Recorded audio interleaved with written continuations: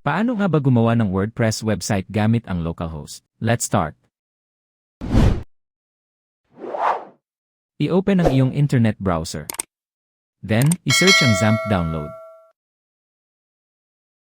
Sa results, i-click ang download XAMPP sa apachefriends.org website. Then, sa XAMPP for Windows, i-click ang 8.2.12 version. Sunod, i-click naman ang click here link. Hintayin lang na matapos ang pag-download. Pag okay na, sa new tab, i-search naman ang WordPress download. Sa results, i-click ang download wordpress.org link. Then i-click na ang WordPress download. Hintayin lang na matapos ang pag-download. Pag okay na, pumunta lang sa mga file na na-download kanina. I-click na ang XAMPP at i-install ito. Sa warning, i-click lang ang OK. Then click Next. I-click muli ang Next, then Next again. Next lang muli. At i-click muli ang Next. Hintayin lang na matapos ang pag-install. Pag may lumabas na warning or notification about sa firewall, i-click lang ang Allow. Pag okay na, i-uncheck muna ang pag-start ng XAMPP. Then, i-click na ang Finish. Next, back to Downloads. I-right-click naman ang WordPress zip file at i-click ang Extract to WordPress. After ma-extract, i-open ang WordPress folder. Palitan ang pangalan ng folder.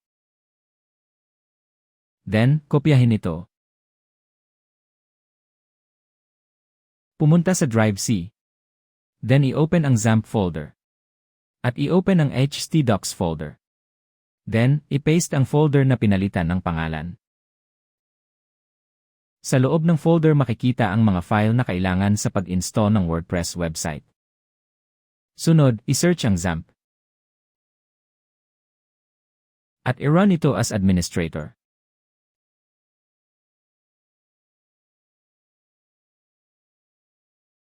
Sa XAMPP, i-start ang Apache at MySQL. Sunod, i-click naman ang admin ng MySQL. Next, i-click ang New. Sa database name, i-type ang WordPress_DB. Then i-click ang Create.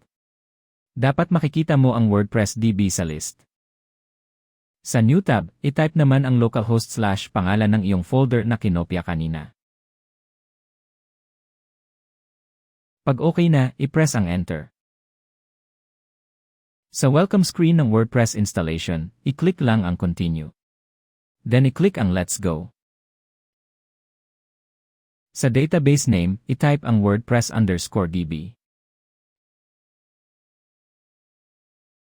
Sa username, i-type ang root.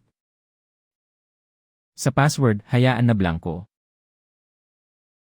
Sa host, i-type ang localhost. At sa table prefix, hayaan na lamang ito. Pag okay na, i-click lang ang Submit. At i-click na ang Run the installation. Sa site title, i-type lang ang gustong pangalan ng iyong website. Sa username, i-type naman ang gusto mong username. Huwag mo itong kakalimutan. I-type din ang gustong password. Huwag mo din itong kakalimutan. Sa email, i-type lang ang iyong email. Pwede kahit Gmail. Pag okay na, i-click lang ang Install WordPress. Makikita ang success pag naging okay ang pag-install ng iyong WordPress website. I-click lang ang Login para magpatuloy. Sa username, i-type lang ang username na ginawa kanina. I-type din ang iyong password. Then, i-click na ang Login. At nakapasok ka na sa dashboard ng iyong WordPress website. Pumunta sa iyong website name. At i-click ang Visit Site. Makikita mo na agad ang preview ng ginawa mong website. Papalitan natin ito ng mas magandang template o theme. Back to Dashboard. I-click ang Appearance. Then click Themes. Then click Add Themes. Pumili lang ng gusto mong theme. Pag nakapili ka na, i-click lang ang Install. Hintayin lang na matapos ang pag-install ng theme. Pag okay na, i-click naman ang Activate para mapalitan na ang iyong team. Tingnan muli ang iyong website. Makikita na mas maganda na ito kaysa dati. Next, i-click naman ang Edit Site. Pwede mong i-edit ang lahat na gusto mong baguhin, depende sa iyong gusto at pangangailangan. Pag okay na, i-click naman ang Save. At i-view muli ang website para makita ang pagbabago. Salamat po sa panonood. Don't forget to like and subscribe. If may tanong po, comment lang po sa baba. Thank you.